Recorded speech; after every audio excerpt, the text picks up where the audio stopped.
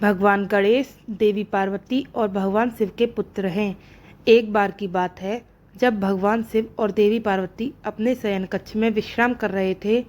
उस समय देवी पार्वती ने गणेश जी को आदेश दिया कि वह उनके कक्ष के बाहर पहरा दें और किसी को भी अंदर न आने दें। माँ की आज्ञा गणेश जी के लिए आदेश थी। उन्होंने वैसा ही किया और कक्ष के बाहर पहरा देने लगे। उसी समय अचानक परशुराम वहां आ गए। परशुराम भगवान शिव से मिलने के लिए बहुत उत्साहित थे। दरअसल उस समय पृथ्वी पर राजा कार्तवीर्य का अत्याचार बहुत बढ़ गया था और परशुराम जी ने इसी कारण उसे मार दिया था। यह खबर भगवान शिव को देने के लिए ही वह कैलाश पहुँचे थे। भगवान शिव के कक्ष की ओर परशुराम को तेजी से बढ़ता देख गणेश जी उनके रास्ते में आ गए और उन्हें रुकने को कहा, लेकिन परशुराम भगवान शिव से मिलने के लिए बहुत उत्सुक थे। इसलिए उन्होंने कहा कि मुझे भगवान शिव से मिलना ही है। परशुराम की इस बात को सुनकर गणेश जी बोले, मैं आपको अंदर जाने नहीं दे सकता। माँ ने किसी को भी अंदर न आने का आदेश दिया है। गणेश जी की बात सुनकर परशुराम गुस्से से लाल हो गए। उन्होंने कहा, तुम मुझे भगवान शिव से मिलने नहीं रोक सकते। तुम नहीं जानते मैं कौन हूँ।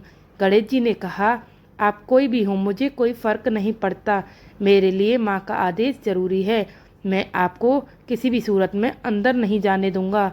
गणेश जी की इन बातों से परशुराम का गुस्सा 7वें आसमान पर पहुँच गया। वह बोले, अगर अंदर नहीं जाने दोगे तो तुम्हें हटाकर जबरन अंदर जाऊंगा। इतना कहकर परशुराम आगे बढ़ते हैं। गणेश जी परशुराम को अंदर जाने से रोकने के लिए धक्का दे देते हैं। परशुराम दूर जाकर गिरते हैं।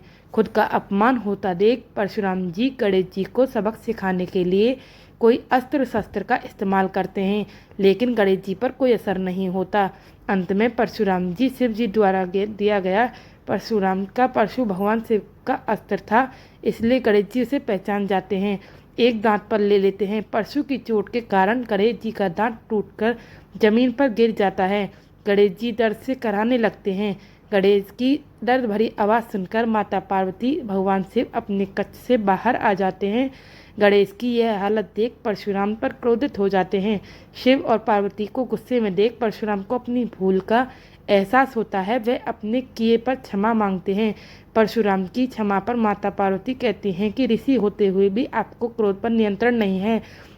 क्षमा मांगने से अब क्या मेरे पुत्र गणेश का दांत वापस आ जाएगा। परशुराम कहते हैं, इस घटना से अब गणेश का आधा दांत व्यर्थ नहीं जाएगा, इसीलिए मैं गणेश को एक दंत के नाम से जाना जाएगा।